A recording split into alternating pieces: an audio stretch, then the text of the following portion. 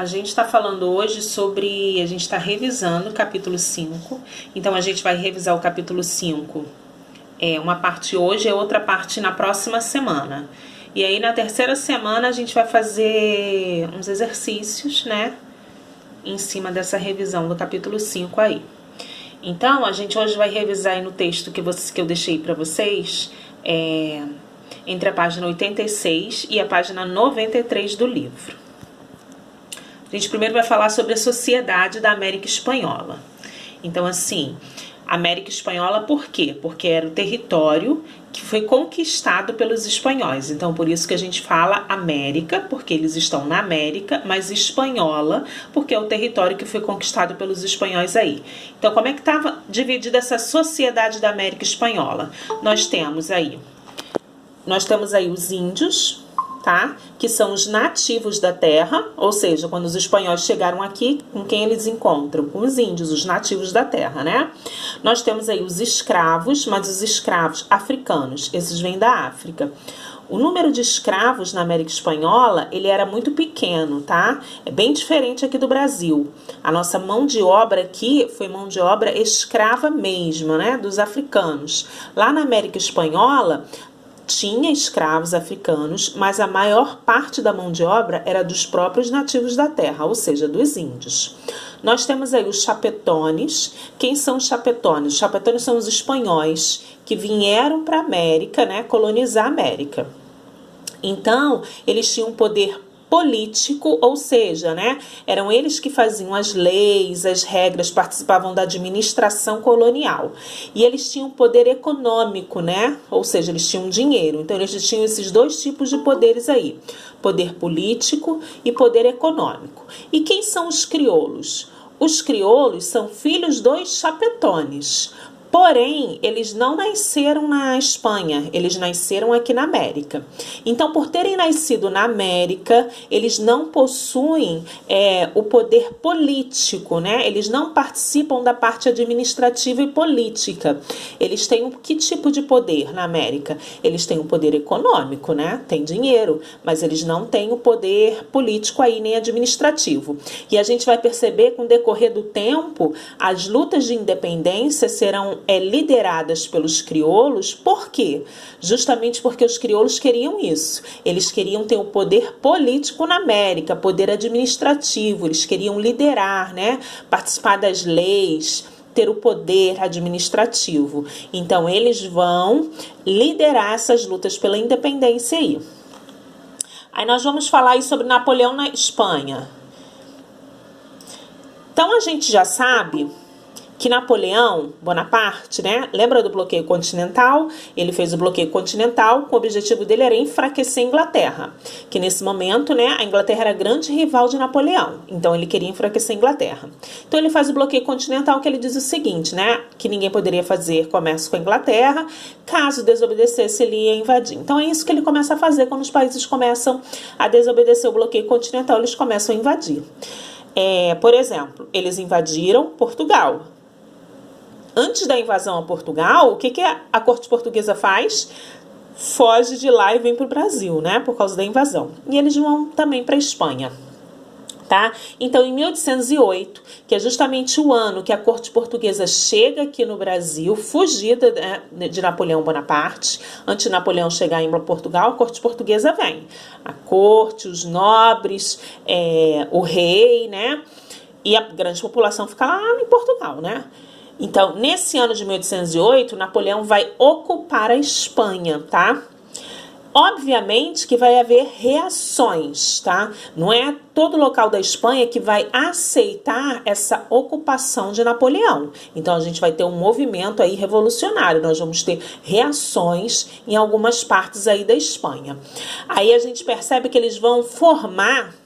Bom dia, Isaac. Eles vão formar juntas de governo. Que são essas juntas de governo? Em alguns locais, eles fazem uma coisa chamada de juntas de governo, que eles não vão seguir as determinações de Napoleão Bonaparte, tá?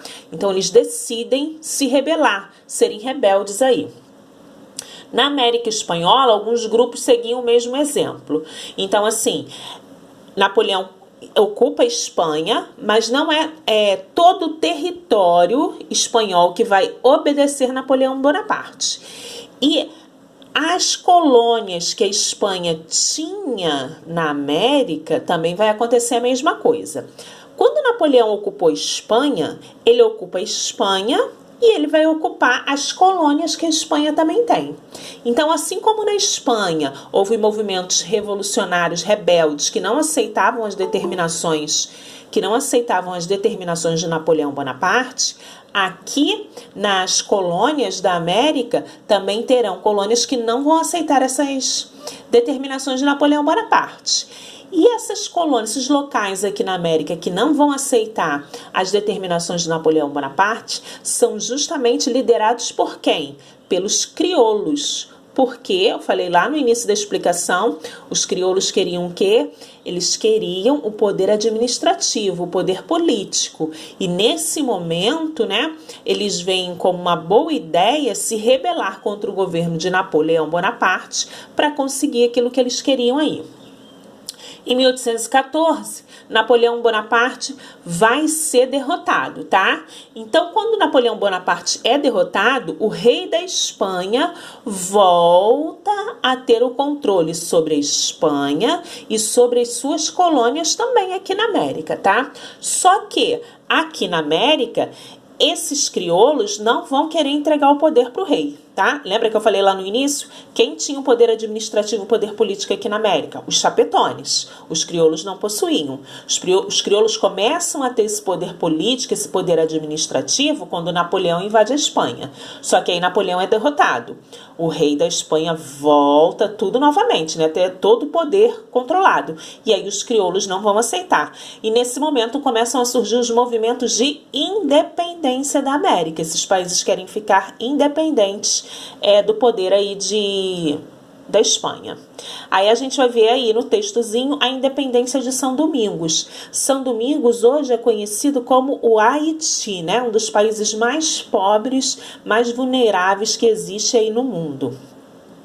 Então, o Haiti, ele vai se libertar, tá? Essa libertação, esse movimento de independência do Haiti, que nesse momento não era chamado ainda Haiti, e sim São Domingos, vai ser liderado por um escravo. Então, já começa a diferenciação desse movimento de libertação aí.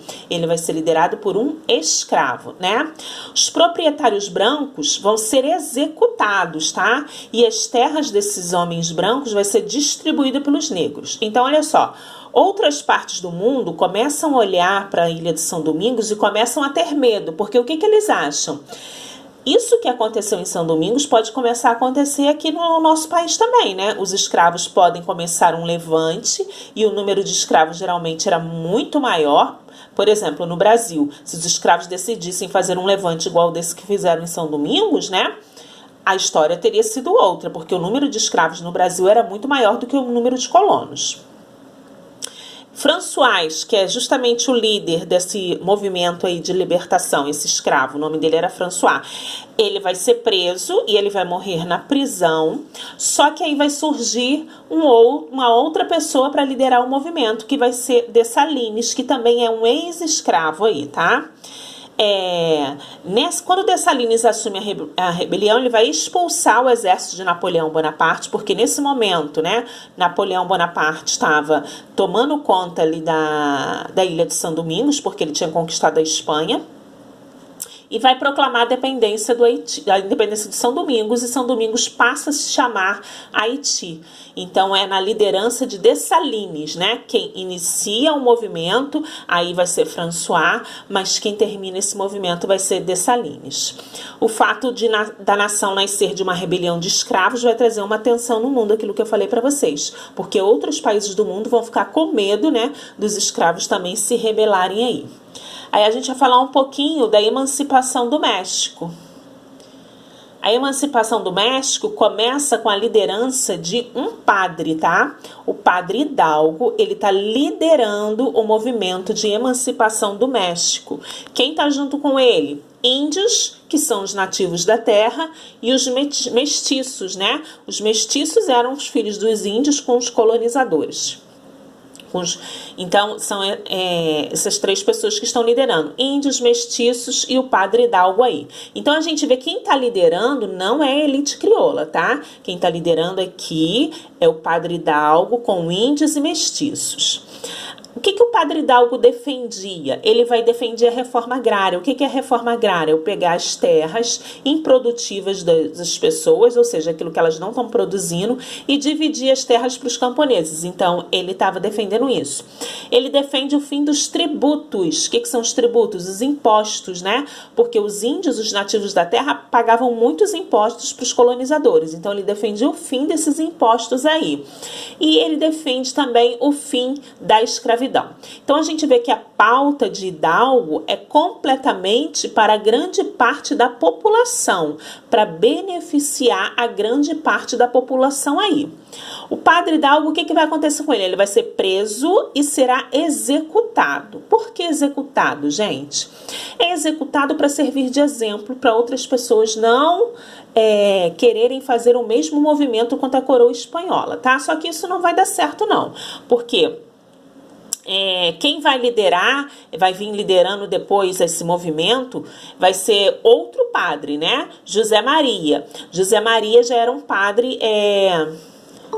José Maria já era um padre mestiço, né? Então, ele vai vir liderando agora esses movimentos de independência aí. E ele, em 1813, vai conseguir fazer a independência do México. O México fica independente. Só que só por 2 anos. Depois de 2 anos, o que vai acontecer? Vão capturar esse padre também, né? Que conseguiu a independência do México. E vão executar esse padre também. Então, os 2 padres foram presos e foram executados por quererem o quê? A independência do México.